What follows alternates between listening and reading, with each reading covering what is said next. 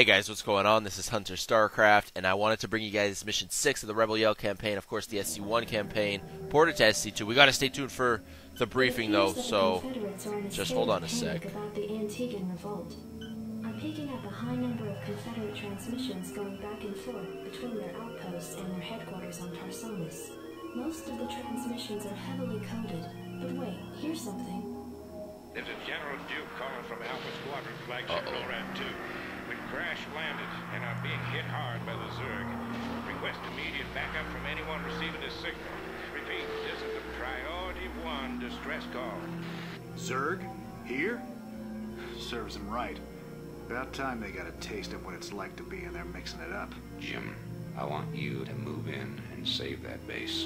I'm positive I didn't hear that right. Arturus, have you lost your mind? Listen, I know Duke's a cold-hearted bastard, but an entire colony shouldn't have to suffer for that. Besides, a Confederate general could prove to be a powerful ally. Yeah, alright. This is an opportunity we cannot miss. I don't like this at all. I'm not asking you to like it. I'm asking you to do it. Yes, sir. Great. Let's get this over with.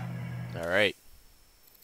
So, as mentioned before, this is going to be the NORAD 2 mission, NORAD 2 crash site, Antiguan Wilderness. So, while I'm playing through this mission, I just want to talk to you guys about a few things. I've actually pre-recorded this video. I actually played through this last night and recorded it, and thought I could just do, a commentary while I, watch this game with you guys. It's not going to be 100% focused on the game, especially at this early portion of the map, as I'm just going to be, building SCVs and macroing up an army. So, anyways, I mean, it's Monday afternoon right now. Wanted to do some casting, just kind of warm up my voice while doing this game, while doing this mission 6. No, it definitely will not. So I actually just grabbed those Goliaths and SCVs.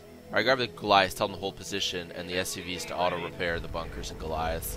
And then they stay alive for a very long time.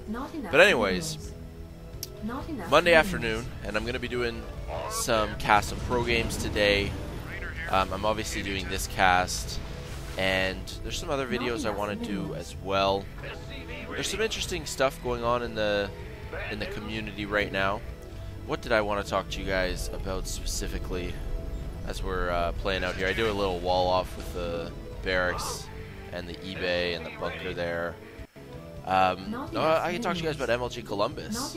It's kind of fine, slightly old news, but it's still some interesting points I wanted to hit on.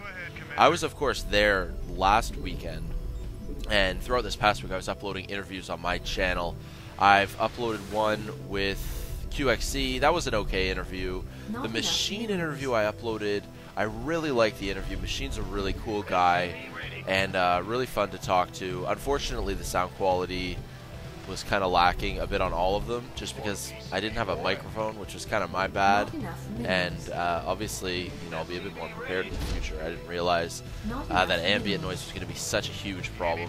And then, sort of the finale, I uploaded one with Idra. I got to interview Idra, and that was really cool.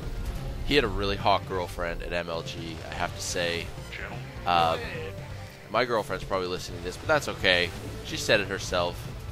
I think she almost referred to Idra's girlfriend as a trophy wife. And maybe that's fair.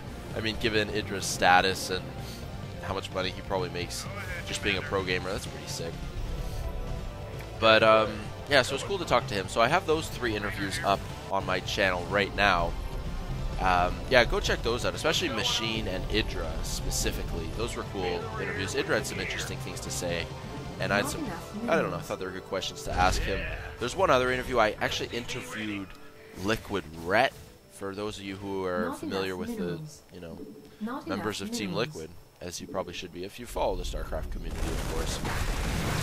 Liquid Ret's a cool guy. I had a long interview with him, so I'm just fending off these Zerglings here, no problem. Anytime you're ready. Not that SCV repairing. But, yeah, I'm going to put subtitles. I want to put subtitles on the Liquid Ret interview and upload it for you guys. I don't know when that'll be up, though, just because it's a long interview. And putting subtitles on interviews takes a very long time. Very time-consuming little endeavor, but I will get it done eventually. Anyways, MLG Columbus, pretty cool event for sure. I do want to touch on sort of the Koreans. I mean, a few weeks ago, maybe 4 weeks ago now, MLG and GSL announced that they were doing this trading program where MLG would welcome 4 Korean players to the pool play or the championship bracket, you know, if you want to call it that.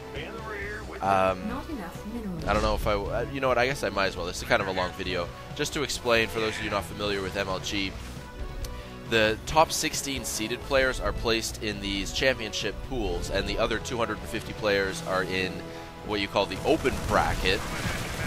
Yeah, I'm going to hold these Zerglings up, no problem. The open bracket, you know, you got to battle through, you know, 9 matches or 10 matches or whatever it is to get, you know, to the top of the tournament, to get to the semifinals or whatever.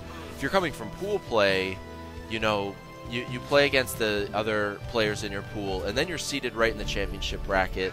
And at the end of the day, basically, if you're in pool play, you don't need to play nearly as much Starcraft to win the tournament when compared to the individuals who are battling up from the open bracket. So a lot of foreigners, foreigners refer to non-Korean players, so, you know, North American players or European players, a lot of them are pissed off that the Korean players get placed in these pools and, you know, just get these premium spots and get this great chance to make a run for the championship. And Idra was talking about that in his interview. He thought maybe they would, you know, it would be more fair if they got a spot in, or if they battled up from the open bracket. But this whole MLG GSL trading thing, you know, some people are sort of stepping on toes and upsetting the pro players. You know, it seems like it's heavily favored towards the Koreans. Like they get these spots in the pool play, but the foreigner players, what do they really get out of the deal? They get spots in GSL Code A, so that's not a fair trade. You know, these Korean players get a spot in the championship bracket of a 3-day tournament for $5,000, and the American or European players in exchange get a spot. The top 4 foreigners get spots in GSL Code A, which is a month-long tournament for $1,500. And as Idra mentioned in his interview, it's essentially just, you know, a qualifier for Code S. So it's a little imbalanced there, yeah, a little imba, and yeah, some of the pro players really pissed off about it. So I'm wondering if that's going to continue. And just the final thing I kind of want to hit home. You guys know that with my commentaries, I've always, you know, done my best to focus on the Korean games. Of course, there are commentaries up on my channel from all different, you know, all the different servers. But I like the Korean play specifically. I like their strategies. I like their action-packed games, and their performance at MLG was just astounding. To put it in perspective for you guys, including all the players from pool play and the open bracket, I believe there were around 250 or maybe 300, like max 300, StarCraft 2 entrants to the tournament, participants. Out of all those people, there were a total of 5 or maybe 6 Korean players, 4 of which were welcomed via this MLG GSL trading program. So, you know, let's say 5 out of 250 Korean players. Upgrade complete. Korean players get first place, second place, and third place in the tournament. I just kind of, you know, when that happened, I just kind of laughed. I don't know. It's crazy. It's very hard to even say with a straight face these days that, you know, oh, you know, Koreans were better at Brood War, but, you know, StarCraft 2, clearly, you know, Koreans and foreigners are kind of on the same level. Not that you can really take a sample of MLG Columbus and really say, okay, this is a large enough sample, this is conclusive evidence. I'm not really saying that. I just thought it was kind of ironic that MLG brings in these 4 Koreans, and yeah, MLG brings in 4 Koreans, they take top 3, MMA, Losira, and MC. They take top 3. Crazy stuff. But a fun weekend, nonetheless. Some partying going on there for everyone. And it's nice to meet a lot of the guys in the community. A lot of nice guys for sure. The doctor is in. So, just finishing up mission 6 here. yeah, basically all I've done in this particular mission, and what I've done for most of these Rebel Yell campaign missions, is just backer up a whole bunch of Marine Medic, and move out once I have +1 attack, +1 armor, stim packs, and the range upgrade for Marines. I don't know, I think this is probably the, I don't know, most straightforward way of beating this mission. Your ultimate objectives in the top left, you see I gotta get 2 dropships along with Raynor to that test site in like the bottom right portion of the minimap. Not test site, crash site, where General Edmund Duke has crashed his battlecruiser, and yeah, Manx has ordered us to go save him. So, just moving out with all these guys, and yeah, probably gonna do some serious damage. Now, what is going on for me this week? I want to keep you guys sort of up to date, just so you know what's going on. I actually have my graduation on Wednesday, and I have this little like getaway Tuesday night as well. So I'm going to be doing casting today, hopefully like, you know, 3, 4, 5 videos. So I'll have something to upload for you guys over the course of the next 2 days as well. But yeah, I'm not actually going to be casting again until Thursday. But I should have some content up every day this week regardless. And I want to bring some new content to you guys. I mean, I really enjoy doing the commentaries the most. I'll always do those. But I wanted to do some strategy videos, you know, some micro mechanic videos, and yeah, there's some stuff you know what, if you're watching this video right now, you're probably, you're probably a fan. You probably watch a lot of my videos. Generally, unfortunately, these Rebel Yell campaign videos don't get as many views as my commentaries, but I still have people asking, for when's the next mission of the Rebel Yell campaign going to happen. So, I want to sort of stay true to you guys. And for those of you still watching now, I guess I'll just say that apart from the commentaries that I'm doing, the strategy videos, I want to do other Starcraft related videos. I've been thinking about introducing another game on my channel. Now, this game... Oh, am I actually really getting into this? I guess I've started. I can't just start to say this and then not. But it's something I've really been thinking about doing just because this other game I'm really, really good at. The other game I'm talking about is Super Street Fighter 4. The arcade edition was just released, 4 new fighters.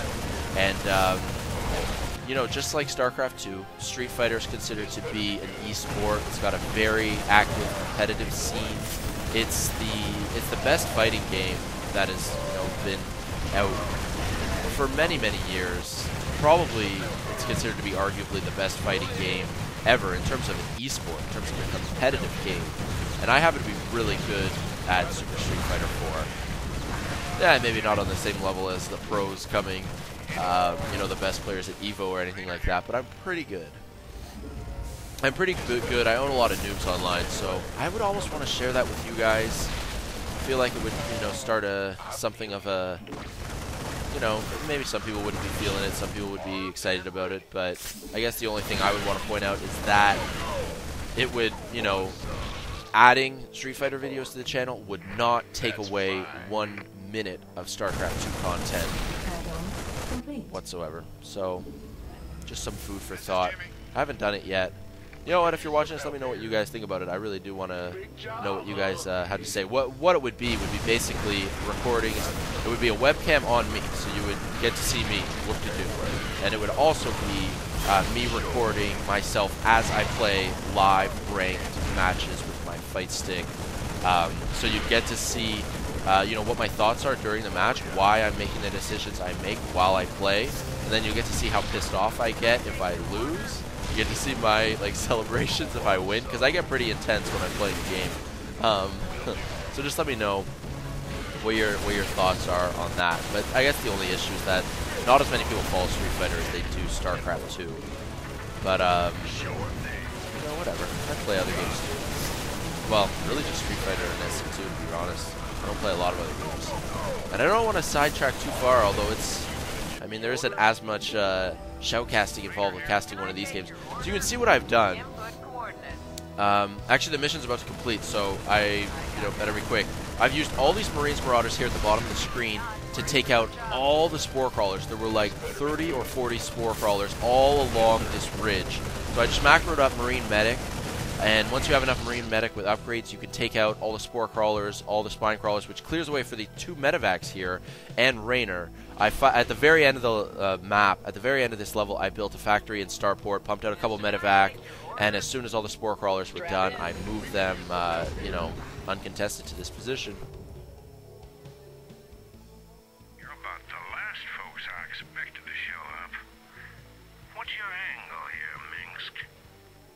Our angle? I'll give you an angle, you slimy Confederate piece of shit. Jim, enough. I'll handle this. The Confederacy has fallen apart, Duke. Its colonies are in open revolt. The Zerg are rampaging unchecked. What would have happened here today if we hadn't shown up? Your point? I'm giving you a choice. You can return to the Confederacy and lose, or you can join us and help save our entire race from being overrun by the Zerg. I don't think it's a difficult decision. Join forces with you? I'm a general, for God's sake. General without an army. I'm offering you a position in my cabinet, not just some backwater post. Don't test my patience, Edmund. All right, Minsk. You got a deal. You've made the right choice, General Duke. I can't believe you're really gonna trust this snake. Don't worry, Jim. He's our snake now. Ace. Alright, so that mission is done. I'll cast mission 7 soon. I'm not sure when exactly. Take a quick look at the stats here. I killed 263 units, lost 33 units. 2 Zerg swarms on this particular map. Didn't stand a chance.